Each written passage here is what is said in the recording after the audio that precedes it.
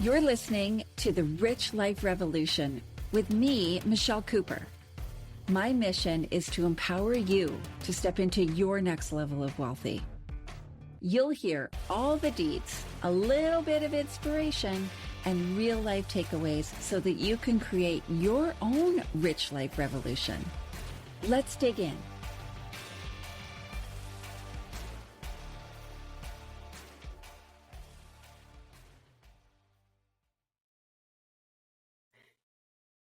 Hey there, and welcome back to the Rich Life Revolution, the podcast where we redefine wealth, success, and freedom on our own terms.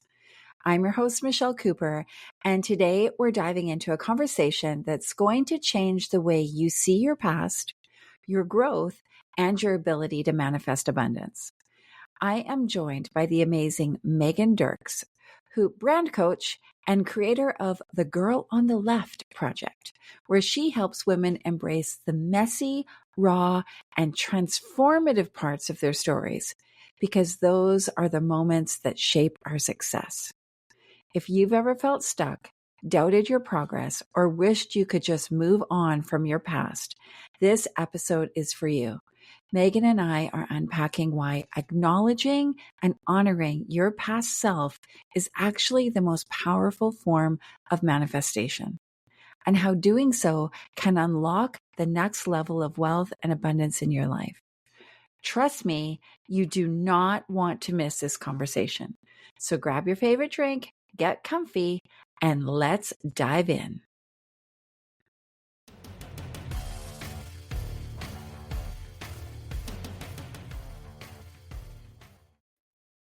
Hey, Megan, it is so good to have you on the Rich Life Revolution. Thanks for taking the time today. Yeah, absolutely. Thank you so much for having me, Michelle. Awesome. So, you are, in your professional life, you're a brand coach. You're the creator of the Girl on the Left project, and you have collaborated with more than 20 various inspiring women to share very raw transformational stories. So I think this is going to be a great episode for our listeners because I think you got some really good gold nuggets. So I can't wait to see where this conversation goes. Great. Yeah, all of it has been amazing. I love my professional and personal life at this point, balance-wise. So I'm ready to dig into whatever. Awesome. So your project, The Girl on the Left, redefines the traditional kind of like before and after transformation story by celebrating both the mess and the milestone, which I think is hugely important, because I think so often we want to just ignore the mess, right? And there's this idea that, we end up on the other side of this situation and it's like, life is great kind of thing, right? Yeah. And we just ignore that whole messy part, and like, I don't want to go back there. I don't want to talk about it. Like, no, right? But as you mentioned, I think both pieces should be celebrated, because you can't have the milestones without the mess, really, right? Yeah, for sure. Why do you think it's so important for people to embrace their past selves rather than just like focusing on who they want to become? Because that's the whole message out there in the world, right? Like, just focus on who you want to be. Don't worry about what happened before. Yeah, and I think it's really hard, and I think this is a really important conversation because I'm in a lot of self-development and wellness-oriented spaces, and at some point I noticed myself and a lot of my peers falling into constantly chasing growth, right? We talk about chasing happiness and chasing perfection and working on that stuff, but it becomes almost a machine where you're supposed to be in a state of constantly getting better. And I know quite a few people that's put them in a pressure cooker and has led them to burnout too. And feeling like they're constantly failing themselves if they're not hitting the next level, whatever that means for you, right? As a person. Mm-hmm. So for me, it was a lot of, we're supposed to celebrate along the way. And when you're constantly just, great, hit that goal, next goal, when are you giving yourself space to have that moment, to celebrate the journey, to actually enjoy the milestone that you just hit before you're off to the next one? So a lot of that is really integral to all of this conversation for me. Yeah. And I am guilty. Like, I put my hand up. I am guilty of that Same, situation, too. right? Like, yeah, like, hell yeah, sister. I am a goal chaser. And I realized a few years ago that I was not pausing to Mm. even acknowledge that I obtained this goal or reached this milestone, right? It was like, tick the box, move on, next thing on the list, right? And um for me, in that kind of like aha moment, I was like, oh, actually, this is not abundance, right? Like, you know, it's not it's not abundant energy, it's not expansive energy to just keep driving, right? Yeah. And for me, I often kind of reflect on nature, right? On the natural world, and go like, what happens in nature? It Like, in nature, you don't just, like, animals don't just keep driving forward. Like, Yeah.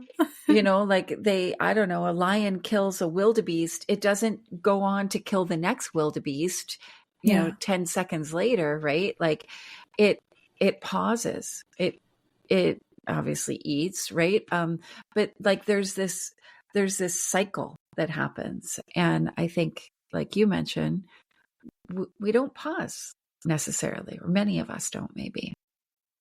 Yeah, agreed. And just even going back to the nature you mentioned too, like how true is it that bears take a whole season to hibernate and Right? recharge, right? Right? Can you imagine if we took a full like 3-month block and just did that for ourselves? Oh And my it was God. radical self care and nourishment and manifesting and whatever you need to do. And Right? you didn't have a goal. The goal was just to do that. And you Yeah. didn't have a long list every day. Or, birds, same thing. They migrate every season on purpose and go Yeah. do their thing and switch it up totally. And I think, to your point, it's really important that we create those spaces, because what is the point if we're not pausing for fun, for celebration, to be proud of ourselves for half of a second before we're Right? beating ourselves up about not doing the next thing? Right? Oh my God. I saw this meme on Instagram of this, like, really raggedy bear kind of crawling out of some den or whatever, right? And like Yeah. looking like all like skinny and gross, and like one eye is closed, right? And it's like, I think it was something like, this is me, like, coming out of winter kind of thing, right? And Yeah. and I'm like, oh yeah, like, what if we did that? And so I did do that over this winter. I was like, you know what? We're just gonna kind of go to ground kind of situation, right? We're not gonna we're not gonna use this time to, like, drive forward. We're gonna use Mm. it to rest. In my core business, the beginning of the year, like, kind of like now, like, a little bit of February, March, and April are really, really intense, busy times. And so um, I need the energy, Yeah. right? And I'm experiencing things differently. Now, it doesn't mean I didn't leave the house. I just spent my time differently, Mm. right? Like, I spent it with friends. I spent it, working on myself, like Mm. resting, journaling, dreaming even, right? Like, Yeah. and I think that it's changing my perspective of things for sure. Do you do We have anything that like in that? common. We Yeah. do. Yeah. Totally. The last 5 years, I've tried to nail it down better and better each year. Right. Totally. Yeah. For me, the busy time in my business and life, it's horrible. They intersect. My busiest personal life and professional life is always fall. So Mhm. as soon as we hit September, October, November, my partner's American, I'm Canadian. So we have 2 Thanksgivings. We Oh have yeah. two sides Yeah. of family on both sides of the border as we go into the holiday gauntlet. our anniversary is in there. I have my mom's birthday in there, you name it. And it usually tends to be really busy for my clients that they realize, oh, the end of the year is coming. I didn't get to do XYZ. Can we cram this in? So then it's a lot of wrap up and putting a bow on everything so everybody can go enjoy the holidays with their family and do New Year. So every year I've run into that, and I handle it a little better every year. But typically I like to be done pretty much December 15th, and you will see me in February. Right? Oh my God. Everything in between. There are no client calls anymore. There is no last minute, oh, we forgot to. No, I will see you in February. That's so good. Oh my God. I feel like I want to implement that. It's fun because I also realized, like, beyond the recharge of holidays, a lot of that is still spent around friends and family. And sometimes you just need your you time too. So for me, that became January. It's all the journaling, all the self-reflection, all the goal setting quietly just with myself, and skills development. Am I up to snuff on my own stuff coming into a new year, and giving myself room for that for a month. So yeah, game changer. Yeah, absolutely. Absolutely. So you talk about how loving and acknowledging your old self can actually be a really powerful form of manifestation, which I think is super interesting. Can you walk us through how this works and why it's such a game changer in creating abundance? Yeah. And just for some slight context too, for both this and also the whole project that we created, is how many of us look back on our old selves and we feel shame or disgust, or we want to delete her out of photos or whatever it is, right? It's the concept of we want to erase the chapters that we didn't love, right? So for me, I had gone through, in a nutshell, really big weight loss journey, ton of surgeries, reconstructive afterwards. And when I had my shiny before after, I was in these private Facebook groups with all of these just patients. It wouldn't be anybody that really knew me. And of course, everybody posts their before and after with pride. And I could never do that because I hated my before so much that I couldn't even celebrate my after.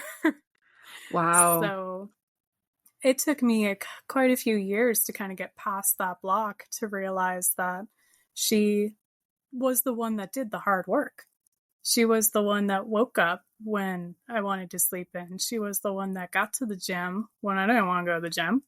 And she was there for all the crying sessions and all the hard stuff to earn that after in the first place. So a lot of time reframing that to get to that place. And I actually just posted that photo publicly for the first time within the last week for the project. Oh, wow. Because I would be a massive hypocrite if I didn't, right? So the power of community kind of nudging that along too. For me, the process was just, what was she there for? What did she do that I'm not giving her credit for? And that's something I recommend to everybody, whether you just reflect on it or write it down in a list. Like, what were the really hard spots that even now you wouldn't want to have to do again, right? And give her some credit then, and raise a glass to her and honor her and celebrate her. And when you can get to that place, you realize there is an abundance of possibility, and things you thought were limitations still got done. Might have been a little sucky, a little messy, not the way you wanted it to go, but it got done. Yeah, I love that. I love that. I too have been through a weight loss. I've lost over 100 pounds, and it is hard to look at older pictures, right? Like it's funny. One of the ladies who does some of my social media for my core business, she used quite an old photo of me in an image, and my daughter saw it, and she said, why are they using this photo? You don't even look like that anymore. Like, and it's awful, right?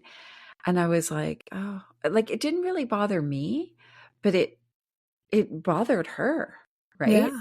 And I was like, well, I'll look into that and see. I don't know why they're not using new photos, but um I'm more interested in your reaction, right? Like, what's Yeah. that about, right? I wasn't having a reaction, but she was. But I have had a reaction when I look at, you get your memories on social media and stuff like that, Yeah. right? And I'm like, oh God, like, what's that? What was I doing there? Like, what was going on? And there was a lot going on that nobody knew about, Right. right? And I was carrying it in weight, and I was carrying it for years in extra weight. And so I think, like, what you're saying is it's important for us to work through why are we having these reactions, right? Um, because I think that it would get in the way of manifesting your dream life, right? Yeah. Manifesting all your desires, because there's some kind of fear or shame or guilt, which is not a high vibrational energy, right? Yeah. Yeah. So that's really interesting. And I'm glad you posted the photo. Now I want to go look for Sure. it. Um, yeah, we were doing the full public launch of our website for the project, and I had to do the web design and branding is my main bread and butter anyway, so I'm handling all of this. So I'm the one doing it. And when it came to our about page and our story, and I realized the concept for some people didn't land at first, marketing wise, that the girl on the left equaled left in your before and after, right? Oh, So yeah. some people were starting to take it a political route. And I was like, no, Oh, no. let's put the brakes on that real quick. So I Yeah. was like, I need imagery to go with this so that people get it quick. They read it, they see it, and then it clicks. And it's like, crap, I'm the project leader and I'm the lead author, so I guess it has to be mine. Right? And, eventually there it is. Ta-da. Um, Wow. and I just shared with all of our co-authors as well. That was still hard for me. Even doing this project, even having that much growth and that much time away from it, you still have that guttural, like reactive, like, I don't want to do this as I click the button. And it's so much easier because it used to be so much more raw and spiteful. And now it's just normal human nerves and, Right. fear of judgment and all the things that, we never truly outgrow anyway as human beings. So I could at least realize I still have these feelings, but these are the normal versions of them. Right. That's so good. That's so good. I think so many people look back on their past decisions with regret and sometimes even shame, right? Like, Yeah. nobody's perfect. Everybody has done something that they regret, right? Yeah. I for sure have. Um, what advice do you have for someone who struggles to embrace their past and see it as a stepping stone rather than a setback? Mm. Yeah. That's a hard one for a lot of people and still so relatable at the same time. I think we can all say we want to do that and that it's beautiful, but putting it into practice is still really hard. Mm-hmm. Um, for me, ultimately, and this is how we end every single episode of our podcast for the project, is I ask every single woman, what did she teach you to Mm-hmm. be here today? What are you carrying forward from her? And we get almost always like 5 to 10 second long pause because it catches people off guard and it challenges them to dig into something good from that past version of themselves. And you get a beautiful range of answers from, she taught me how to be me. She taught me resilience. She taught me self-assurance. I was very resourceful. That version of me was very resourceful on, we don't want to be where we're at. How do we get here? What do we need to do? Who do we need to talk to? Mm-hmm. So that, I think, is a really nice challenge for people to just sit with for a second and challenge yourself to pull something positive out of that thing you're resisting or carrying shame over. Right. Right. Yeah. I remember working in my coaching business many years ago, Mm. which doesn't exist anymore. But I remember working with a gal who um, made some mistakes, right? Did some things Yeah, actually, like probably could have gone to jail kind of thing, gotcha. right?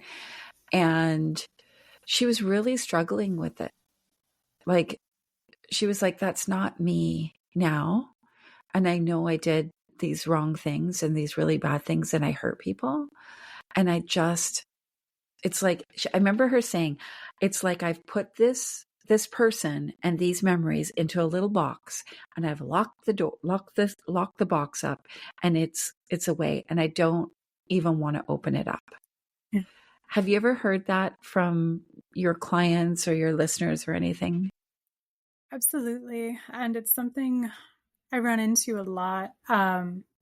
Surprisingly, just even doing personal branding and like website work for people, right? Or their socials, there's a lot of you that goes into you being the face of your brand if you're a solopreneur or anything like that. So we almost always, a lot of deep coaching is still built into my work because almost every time I go to do an about page with somebody or go to ask them for photos that they approve of me to use for their website, their socials, whatever, all of these things come up, right? Mm-hmm. The body image issues, the imposter syndrome, not being enough, all of that stuff. So it's so interesting to me how it's, for everybody, there's still an element of like, we can't escape it. It follows us everywhere. Yeah. And it's so true. Have you seen a direct link between like self-acceptance and self-love and business success? I think so, absolutely, because I can say that's true on my end for my story. And Mm-hmm. I can see it in a lot of my co-authors as well, where when you are able to, you have enough people putting you in a box, you don't need to also put yourself in a box, right? Right. Right. Yeah. Enough people will do that for you. And you'll already need to put blinders onto that and just forge onward with your own stuff. So, yeah, I'd say the more you can accept, the more you can own, the more your nerves go down to own it publicly and actually be sharing an authentic, raw, real, imperfect story with people. That is what we need right now more than ever. Because right now we are dominated in business by the rise of AI and social media highlights looking perfect. And at some point, the shift is starting to happen where we're actually creating more humanity again. So that's part of this as well, is being actually real, not filtered real. Mm. Yeah. Yeah. I think that's a really good point, right? Like, I had a conversation with a really good friend of mine about like reality, right? Mm. Like, we're being are we being real? Or are we being like Instagram real Yeah. kind of thing, right? And that's how we worded it. What was our wording of it? And we both had to kind of look at things, right? Like, even like, a minor filter on a photo or um whatever, like, or like just sharing the highlight reel of something, Yeah.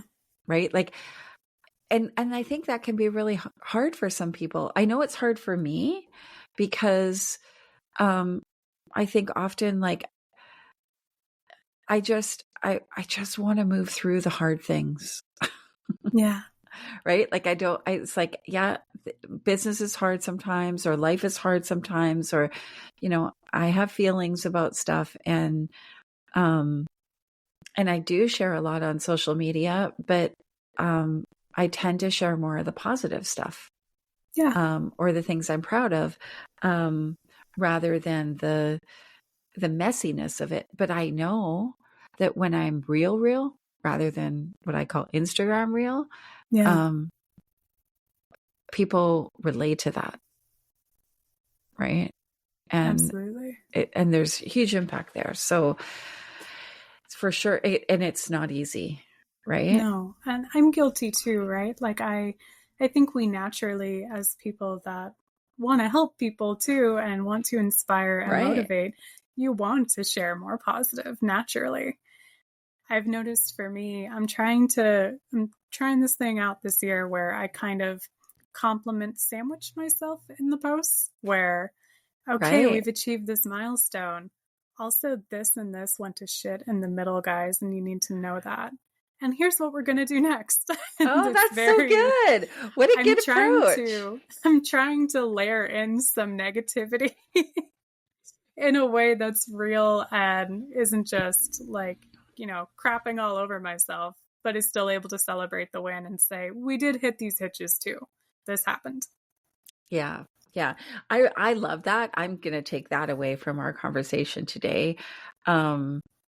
Because I think that's a really great approach, right? Like, here's this really great thing that happened, and here's where it all went to garbage, and here's what we're striving for, or here's the, this is the new thing, or this is the, new way of seeing this, or what we're going to do next, or whatever. Right. I think that's awesome.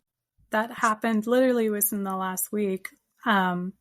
Later today, my friend and I are re-recording a podcast because we had an amazing conversation last week. She forgot to hit record, God love her. Oh, God. None of it took. Oh, God. So then we rescheduled for today, and we're going to try to recreate that as close as we can without it feeling scripted. But it's like perfect example of like fantastic conversation. Forgot to hit the button. Really? Yeah. I had that too. I had to remember I didn't hit the button. The software wasn't picking up my guest's audio, but it wasn't showing on the, all the little things they give you, the meters and stuff. It wasn't showing that it wasn't recording her audio. I could hear her fine. And so when my editor went back to edit, she was like, yeah, we can't hear this lady. You're going to have to re-record this. And I'm like, oh, it was so good. We'll never be able to get that again. But yeah, that's a painful moment. For sure. But those again are the real parts, right? Where other people that are just starting podcasts or just doing whatever, needs to know that happens. Yeah, absolutely. You just keep trucking along. Absolutely. So if someone feels stuck in their current chapter, right? And that's a common, I think both our audience is like, there's times where you just feel stuck. You're like, ugh, right? Yeah. What are some tangible steps that people can take to start embracing their past and intentionally manifesting their next level of success? Yeah. For me, a big one, it was and is actively community. A lot of time we think we're alone, and we are so not alone. No matter how unique our challenge is, someone else has gone through it. And someone else is 1 or 2 steps ahead, and someone else is a little more healed than you are right now. And that is fantastic to know. Because for me in my own health journey, I had polycystic ovarian syndrome. And I thought that was the end of the world when I was a teenager. Right. And then I kept meeting people that had it, and they were able to lose weight, and they were able to carry children, and they were able to do all these things that I thought were totally off the board for me. Right. And I thought I would never have kids or be able to. I thought I would always be obese, and I thought I would probably be destined to be diabetic. Right. So surrounding yourself with people that are just even a little more through it than you are is really, really important. And also remembering that, this isn't going to be your only chapter. You've already probably had 5 or 10 good stories in you, and there's going to be at least 5 or 10 more. If I learned anything from doing this project, is that I can scarily relate to almost every of one of my co-authors' challenges because I've had a similar something happen in life. Right. And we have right. themes on infertility, infidelity, career pivots, you name it. It's very diverse. So actually early in, I was like, this is kind of concerning me that I can relate to everybody. Right? Right? And then if you flip it, though, it's a really great positive reminder of how much we all go through and don't talk about. Because half of those stories are not stories I've even shared publicly, but they exist in my life.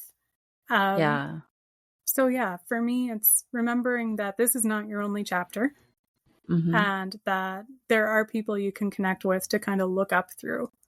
And if you can kind of latch onto them and their success or wherever they're at, you can help yourself pull through a little easier, for sure. That's awesome. Yeah, I completely agree. I think the feeling of stuck, I think often comes from impatience. Yeah. Right? Like we think we're stuck. We're never stuck, right? We're always moving in one direction or another. It could even be backwards, right? But we're never stuck. But I think sometimes we're impatient. We want the progress faster. We want to achieve the goal. We want to skip some of the steps, right? And so that makes us feel stuck. Yeah. Right. And so that we got to look at that, right? Yeah. Can you tell us a little bit about your Girl on the Left project? Yeah. I mean, in a nutshell, the heart of it was just me wanting to say, what if we flipped the script on the before and after story narrative? And what if we started getting really real and really raw in what we were comfortable sharing and owning every part of it along the way? So that initially was a book anthology. And then I realized early in, I've ended up with 22 fantastic women. We have 22 chapters in this book, but I had to give them a word limit, right? Like realistically, within the practicality of business, I had to say, sum up your, hardest chapter in life for me in 2,500 to 3,500 words. Right. And that felt incredibly awkward to me. So even though it was a ton of work to take on, we started our own podcast too for the project. So that way, every co-author, we automatically had a full season of episodes, and it gave everybody a platform to come own their story in an hour. That's awesome. Take it wherever they wanted to take it and dig deeper or hit harder on things they didn't have the word limit to within the book. So that grew into that, which has now grown into, we have interest in retreats and live events and a volume 2 of the book. So it's kind of wild because it's still just me, ultimately. Me and some subcontractors. And I couldn't be happier, though. It's been the last 6 months of my life. We are out in April 2025, and I'm ecstatic. There was no way this project wasn't going to happen after I started meeting the women and hearing their stories. Yeah. Yeah. I love that. That's so great. Oh my goodness. So I encourage our listeners to check that out and find inspiration in that too. Right. I think there's so much we can learn from each other in our journeys, right? And being able to share the real raw journey of something it's important and super useful. So thank you for putting that into the world. That's amazing. It's been awesome, and I can't wait to see where it still goes at this point. Totally. Awesome. Well, thank you for taking this time today. I really, really appreciate it. I think that we've just scratched the surface of this conversation, and I really want to encourage people to check out Girl on the Left and all that you're doing, right? And really lean in to your story and the story of your co-authors and being open to learning from others who are embracing the before and the after. Right? Yeah. That's so good. So thank you so much, Megan. I really appreciate you. Yeah. Thank you so much for having me as well. And For me, it's not even, to come on and talk about the project. The conversation that needs to happen behind this is just so important. So I'm glad that we dug into a lot of that today. Yeah. Thank you so awesome. much. Thank you.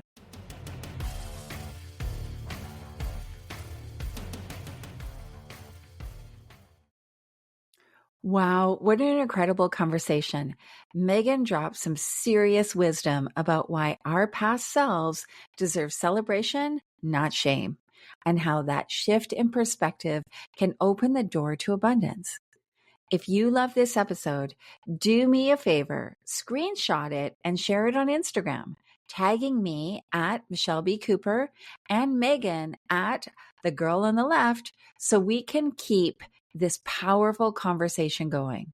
And don't forget to subscribe, leave a review, and send this episode to someone who needs to hear it today.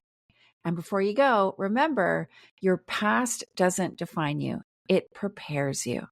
The sooner you embrace every chapter of your story, the faster you'll manifest the success, wealth, and the joy that's waiting for you. Until next time, keep leading, keep dreaming, and keep creating your rich life on your terms. Thanks for hanging out with me. I hope you got at least one gold nugget today. Be sure to grab your copy of the Rich Life Revolution workbook to help you set the foundation for your next level of wealthy. Get it now at richliferevolution.ca, and I'll see you later.